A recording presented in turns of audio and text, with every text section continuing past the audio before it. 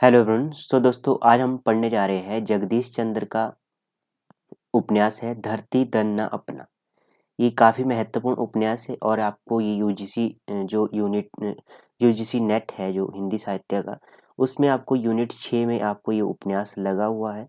ठीक है, इसे हम पढ़ेंगे पूरा कंप्लीट, इसे कवर करेंगे हम लाइन बाय लाइन। और इससे पहले हमने 3 और उपन्यास कंप्लीट कर लिए। एक तो आपका तमस उपन्यास हमने कंप्लीट कर लिया है, उसके भी 18 लेक्चर बने हैं। उसके बाद शेखर एक जीवनी, ये हमारा 12 लेक्चरों में कंप्लीट हुआ है। और आपका बंटी उपन्यास आपका 17 लेक्चर में कंप्लीट हुआ है। इन उपन्यासों को हमने लाइन बाय लाइन पढ़ा है। और जो आपकी पहला लेक्चर होता है उसमें मैंने काफ़ी विस्तार से इसके ऊपर विश्लेषण किया है, जैसे इसके प्रमुख पात्र, गौण पात्र, इसका रचना काल, इसका प्रकाशन वर्ष, ठीक है, इसमें कौन सा पात्र महत्वपूर्ण है, पात्र की विशेषताएं, ठीक है, ये हमने पूरा कवर किया है। कि आलोचनात्मक कथन है इन उपन्यासों के ऊपर, वो हमने पूरी चर्चा की है पहले लेक्चर में।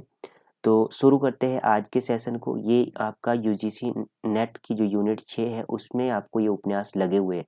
तो क्रम इसी के अकॉर्डिंग हमारा चौथा उपन्यास शुरू होने जा रहा है आज। ठीक है, 3 तो हमने कंप्लीट कर लिए, आज हमारा चौथा उपन्यास शुरू होगा, धरती धन न अपना अपना। ठीक है, धरती धन न अपना, ये उपन्यास हम शुरू करने जा रहे हैं। तो इससे पहले हम देख लेते हैं इसके प्रमुख पात्र कौन कौन से हैं।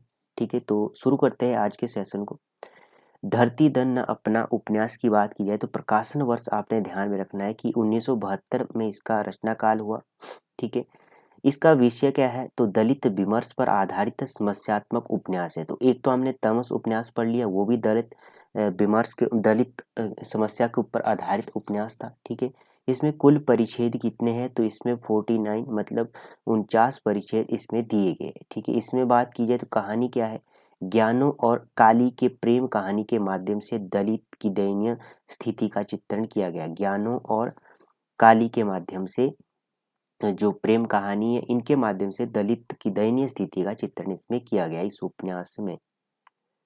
नेक्स्ट यदि बात की जाए तो उपन्यास में चित्रित समस्याओं की बात की जाए तो हमेशा ही एक मुख्य समस्या होती है उपन्यास में और उसके इर्द गिर्द और समस्याएं घूमती है। तो शुरू करते हैं इसमें कौन कौन सी समस्या है। चमारों पर अत्याचार, ठीक है, उसी तरह तमस उपन्यास में भी मिलता है। शोषण एवं उत्पीड़न की समस्या इसमें देखने को मिलती है। बेगार की समस्या इसमें देखने को मिलती है। अभावग्रस्त जीवन के दुख दर्द की समस्या इसमें देखने को मिलती है।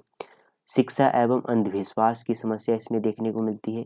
यौन शोषण की समस्या इस उपन्यास में देखने को मिलती है। ठीक है, तो इन चारों पांचों पंक्तियों में से आपको एक लाइन दे दी जाएगी या क्रम में दे दी जाएगी या क्रम में नहीं, या स्टेटमेंट बनाई जा सकती है कि इस धरती धन न अपना में उपन्यास में कौन कौन सी समस्या चित्रित है। ठीक है, तो कोट बना के दिया जा सकता है। नेक्स्ट है कथा क्षेत्र क्या है उपन्यास का। ग्राम गोड़ेबहा, ग्राम गांव का नाम है गोड़ेबहा और चमादड़ी हरिजनों की बस्ती को कहा जाता है। पंजाब का दोआब क्षेत्र का वर्णन इस उपन्यास में है। ये पूछा जा चुका क्वेश्चन है।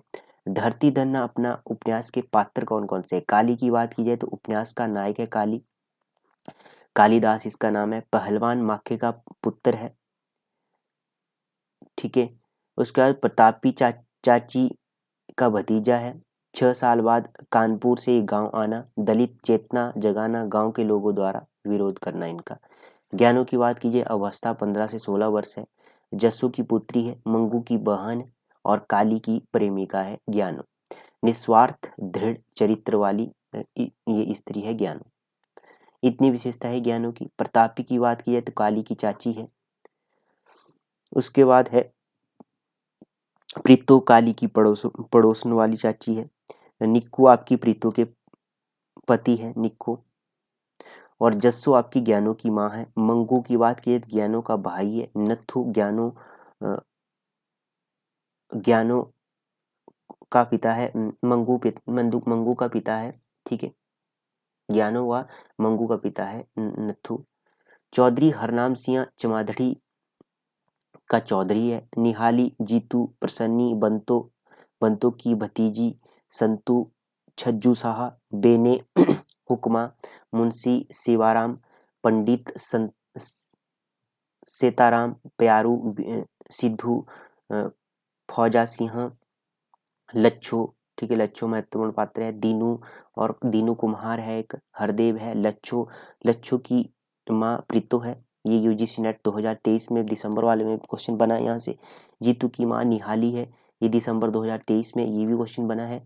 दिलीपा की माँ हुक्मा है, ये भी दिसंबर 2023 में क्वेश्चन बना है। ठीक है, उसके बाद आलोचकों के मत की बात कर लेते हैं। प्रेमचंद ने गोदान में होरी छोटे से विकास होरी छोटे से किसान के माध्यम से भूमिहीन मजदूरों के रूप में परिवर्तन होते दिखाया है, जबकि जगदीश चंद्र ने उपन्यास धरती धन न अपना में भूमिहीन दलित सामने आया है। ठीक है, भूमिहीन दलित सामने आया है। ये किसका है? तरसेम गुजराल का ये कथन है। धरती धन न अपना में स्वाधीनता पूर्व पंजाब की ग्रामीण पृष्ठभूमि में दलित जीवन की कथा गहरी संवेदना और कलात्मक तटस्थता के साथ प्रस्तुत की गई है। डॉक्टर गोपाल राय का ये कथन है। धरती धन न अपना उपन्यास में दलितों के नारकीय जीवन स्थिति और उच्च वर्गीय समाज एवं उनके शोषण और दमन का यथार्थ चित्रण किया गया है। गोपाल राय का ये कथन है। धरती धन अपना उपन्यास जगदीश चंद्र को किसको समर्पित है? तो सोम आनंद को ये समर्पित है ये उपन्यास।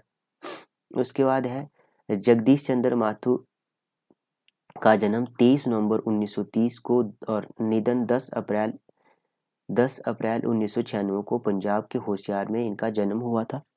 पिता इनके करमचंद वैद्य है। अब इनके प्रमुख जो उपन्यास है उनका क्रम भी देख लेते हैं। यहाँ से भी एक क्वेश्चन बना हुआ है आपके एग्जाम में। यादों का पहाड़ 1966 ईस्वी में, धरती धन्ना अपना 1972 ईस्वी में, आधा फूल की बात की जाए 1973 ईस्वी में, कभी ना छोड़े खेत 1976 ईस्वी में, मुट्ठी भर कांकर 1976 ईस्वी में, टूंडा लाट की बात की जाए 1978 ईस्वी में, घास गोदाम 1985 ईस्वी में, नरक कुंड में बास 1994 ईस्वी में और लाट की वापसी 2000 ईस्वी में, जमीन अपनी तो थी 2001 ईस्वी में। ये क्रम वाला क्वेश्चन यहाँ से बन सकता है। ठीक है, तो ये आपने ध्यान रखना है। यादों का पहाड़ 1966 ईस्वी में, धरती धन अपना 1972 ईस्वी में, आधा फूल 1973 ईस्वी में। ठीक है, ये आपने ध्यान में रखना है। शुरू के 3 तो आ जाता है क्रम। अब बात कर लेते हैं, उपन्यास को पढ़ते हैं लाइन बाय लाइन। ये है आपका धरती धन उपन्यास, मूल पुस्तक है। ठीक है, ये इसमें चित्र दिया गया है। ठीक है,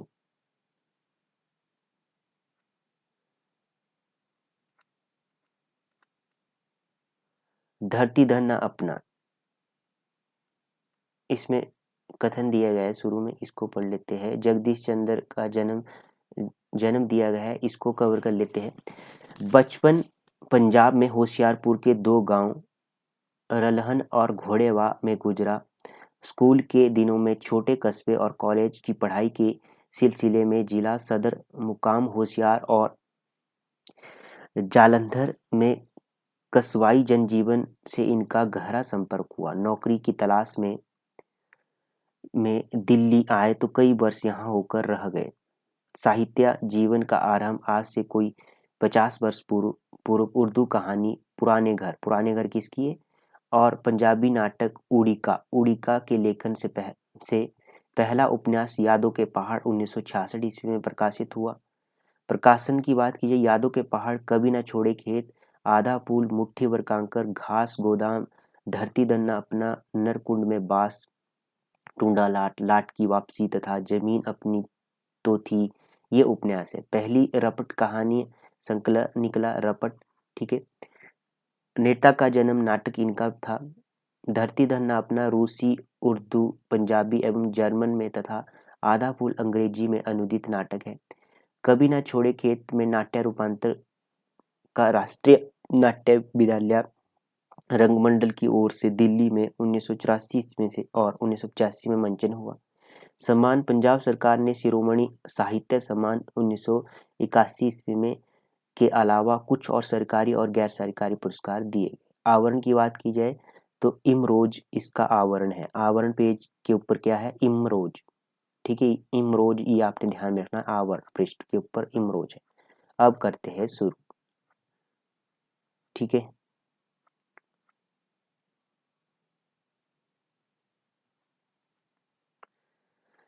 ये यहाँ से क्वेश्चन बन चुका है। सोम आनंद को जिनके सहयोग ने मेरी सो रही सृजन चेतना को पुनर्जागृत करके यह उपन्यास लिखने के लिए प्रेरित किया। तो ये किसे समर्पित है उपन्यास? सोम आनंद को। यहाँ से क्वेश्चन बन चुका है। ठीक है, उसके बाद अब बात करेंगे मेरी ओर से, लेखक की ओर से है। इसको पढ़ लेते हैं, भूमिका ही कहा जा सकता है इसे। तो मेरा यह उपन्यास मेरी किशोरावस्था की कुछ अविस्मरणीय स्मृतियां और उनके दमन में छिपी एक अदम्य वेदना की उपज है।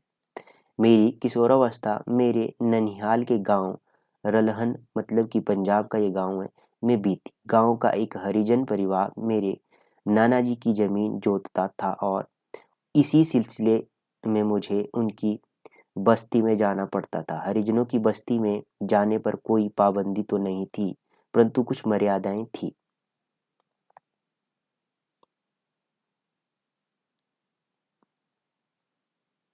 कुछ परंपराएं और सीमाएं थी जिनमें बंध कर जरूर चलना पड़ता था। गांव का दोहित्र होने के कारण मुझसे इन मर्यादाओं का कड़ाई से पालन करने की अपेक्षा की जाती थी। मेरा किशोर मन बंधनों की इस झिनी सी दीवार को तोड़कर हरिजनों की छोटी छोटी सेलन भरी अंधेरी कोठरियों में छिपे रहस्यों को जानने के लिए हरदम व्यग्र रहता था।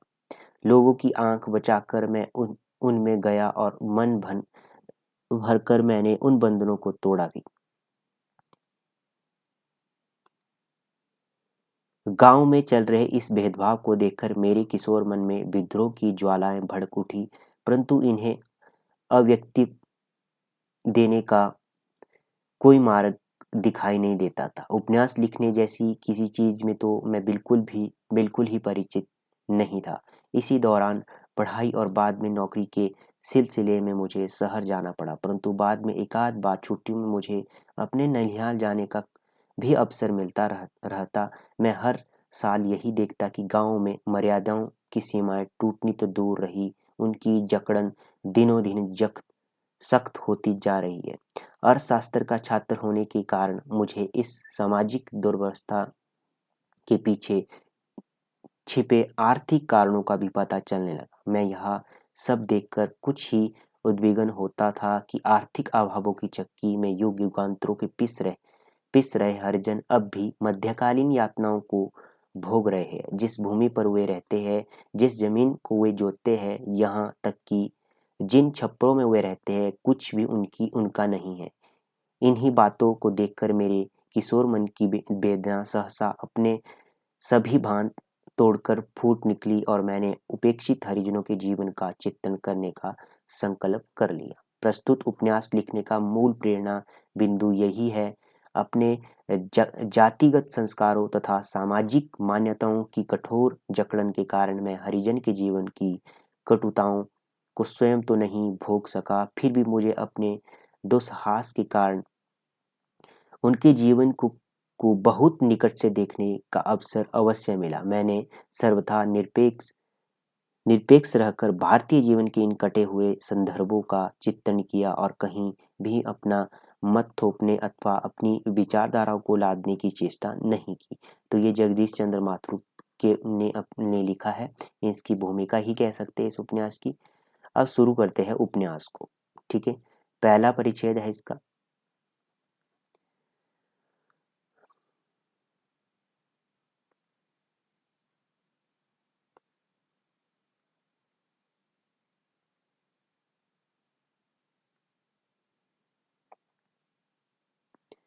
तो शुरू करते हैं। काली जब गांव के निकट पहुंचा तो पौ फट चुकी थी। तो ये पहली पंक्ति आपने ध्यान में रखनी है, पूछी जा सकती है। ठीक है, वह एक रुंड मुंड पेड़ के पास खड़ा होकर गांव की ओर देखने लगा, जो सुबह के मलगजे अंधेरे में बहुत बड़ी गठ गठड़ी की तरह नजर आ रहा था। गांव से बाहर एक हवेली में एक दिया टिमटिमा रहा था। पास ही एक खेत में हल चल रहा था और थोड़े थोड़े समय के बाद तुत तुत टक टक तेरे जनने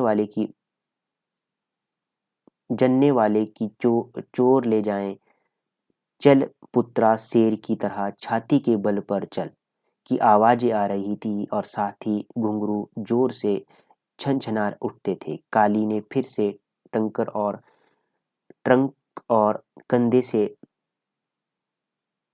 लटक रहा बिस्तर उतार कर जमीन पर रख दिया और पेड़ के तने के सहारे बैठकर सोचने लगा कि शायद चौधरी फत्तू के खेत में हल चल रहा है। किसके खेत में? फत्तू के खेत। शायद उसका बेटा प्यारू हल चला रहा है, सावनी के लिए खेत तैयार कर रहा है। काली का ध्यान फिर गांव की ओर चला गया और वहां आंखें फाड़ फाड़ कर पेड़ों की ओट में छिपे मकानों की ओर देखने लगा। गांव की एक गली में कोई कुत्ता भौंक उठता तो उसके उत्तर में दूसरी गली में कई कुत्तों के भौंकने की आवाजें आने लगती और फिर थोड़ी देर के बाद गांव में यूं खामोशी छा जाती जैसे कोई आदमी स्वप्न में बुदबुदाने के बाद करवट बदल कर सो जाए। वहां बैठे बैठे काली को भय महसूस होने लगा। उसके दिल में 6 साल के पश्चात गांव लौटने की खुशी खत्म होने लगी और उसका जी चाहा कि वह उल्टे पांव की ही कानपुर वापस वापस चला जाए। उसे याद हो आया कि जब वह गांव के लिए चला था तो कितना प्रसन्न था और उसने चाहा था कि उड़कर वहां पहुंच जाए, और अब वह गांव के बहुत निकट है, सिर्फ 5-7 खेत दूर है, तो वह लौट जाना चाहता है। फिर उसे अनायास ही चाची का ख्याल आया और उसकी आंख भर आई। उसने सोचा क्या पता वह जिंदा भी होगी या नहीं। हो सकता है उसके गांव छोड़ने के थोड़े दिन बाद ही मर गई हो। यह भी संभव है कि वह जिंदा हो, क्या पता किस हाल में हो। जब मुर्गे ने बांग दी तो काली हड़बड़ाकर उठ बैठा और सामान उठाकर जल्दी जल्दी गांव की ओर चल दिया। जब वह पहली हवेली तबेले के पास पहुंचा तो एक कुत्ता कान फड़फड़ाकर उठा और भौंकता हुआ उसके आगे आगे चलने लगा। उसने आवाज से कुत्ते को पहचानने की कोशिश की, लेकिन दूसरे ही क्षण अपने इस प्रयास पर उसे हंसी आ गई। वह अपने दाएं बाएं मकानों को पहचानने की कोशिश करता हुआ तेज तेज कदम उठाता रहा। गांव की अभिन्न गंध उसे कदम कदम पर अपने से परिचित करा रही थी और वह नथुने फुला फुलाकर उसे सूंघ रहा था। जब वह किसी मकान या हवेली के सामने पहुंचता तो उसके मस्तिष्क में कई तस्वीरें उभरती, लेकिन वह उनके आंख उनसे आंखें चुराता हुआ आगे बढ़ जाता। चौधरियों के मोहल्ले के बाद स्कूल आ गया। 4 कक्षाओं के इस स्कूल में काली ने भी कुछ समय तक मुंशी के पांव दबाए थे, उंगलियों के फटाके पटाखे निकाले और थे और डंडे खाए थे। वह स्कूल के सामने रुक गया और मुंशी शिवाराम के बारे में सोचने लगा, जिसके लिए जाटों के लड़के साग, गन्ने, गाजरें, मूलियां इत्यादि लाते थे और कमियों के लड़के अपने सिर पर उठा उसके घर पहुंचाते थे। स्कूल की हालत पहले जैसे ही खराब दिखाई दे रही थी। उसके आंगन में बड़ के बूढ़े बूढ़े पेड़ की घनी परछाइयों ने अंधेरे को और भी गहरा कर दिया था।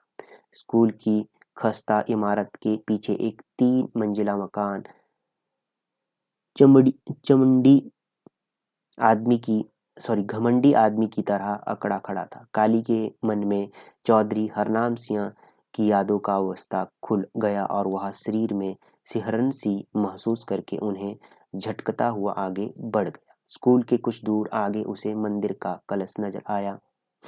मंदिर के चारों ओर गांव के दुकानदारों के चौबारे थे। वह पंडित संतराम के बारे में सोचने लगा, जो हरिजनों को देखकर दूर से ही दूर दूर करना शुरू कर देता था। वह थोड़ा और आगे बढ़ा तो उसकी नजरें गिरजाघर के बच्चे की बाहों की तरह फैले हुए त्रास पर गड़ गई और गांव के पादरी का मस्कीन चेहरा आंखों के सामने घूम गया।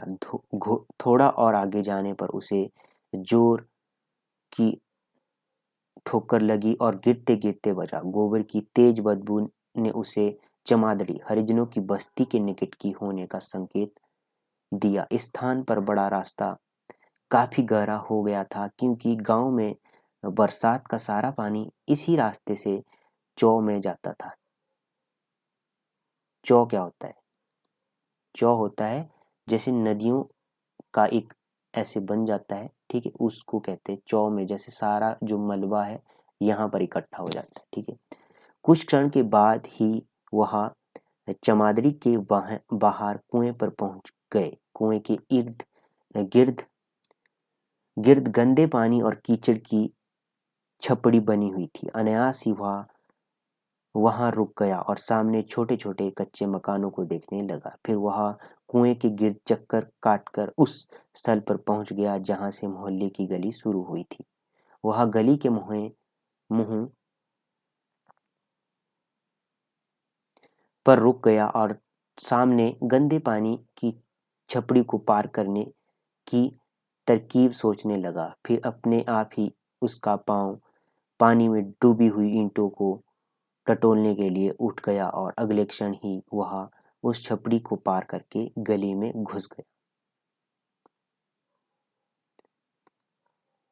गली में कई कुत्तों ने मिलकर उसका स्वागत किया। दूसरी ओर से भी कुत्तों ने उत्तर में भौंकना शुरू किया और इतना शोर मचाया कि काली को यह शक होने लगा कि शायद इस गली में सिर्फ कुत्ते ही रहते हैं। फिर परंतु जब वह एक टूटे हुए मकान के सामने रुक गया तो कुत्ते आहिस्ता आहिस्ता इधर उधर खिसकने लगे। काली टूटे किवाड़ को देखता हुआ सोचने लगा कि पता नहीं चाची जीवित है भी या नहीं। उसके दिल में हौल सा उठा और उसने जल्दी से अपना हाथ सांकल की ओर बढ़ा दिया। सांकल क्या होता है? दरवाजा होता है ना, इस तरह। यहाँ पर ये चूड़े वाला सांकल होता है, ठीक है। सांकल खुली थी। उसने किवाड़ को धीरे से दबाया। वह अंदर से बंद था। खुशी के मारे उसका दिल उछलने लगा और वह सांकल खटखटाकर बहुत तेज धड़कते दिल से उत्तर की प्रतीक्षा करने लगा। जब कोई उत्तर नहीं आया तो उसने दोबारा सांकल खटखटाया। इस पर भी कोई जवाब नहीं मिला तो उसका दिल दबने लगा। उसने किवाड़ को जोर से थपथपाया और आहिस्ता से आवाज दी, चाची। अंदर से खांसने की आवाज सुनकर काली खिल उठा। वह किवाड़ से सटकर खांसने की और हे रब जी तेरा ही आसरा की आवाजों को ध्यान से सुनने लगा। इतने में पड़ोस का दरवाजा आहिस्ता से खुला और एक आदमी जंगली कबूतर की फुर्ती से अंधेरे में खो गया। केवल उसके जूते की ची ची की आवाज सुनाई देती रही। काली उस दरवाजे की ओर देखने लगा। उसके जहन में कच्चे आलूओं जैसी कुछ नरम और स्वस्थ, कुछ सूखे बैर जैसी प्राणहीन सी शक्लें उभरी।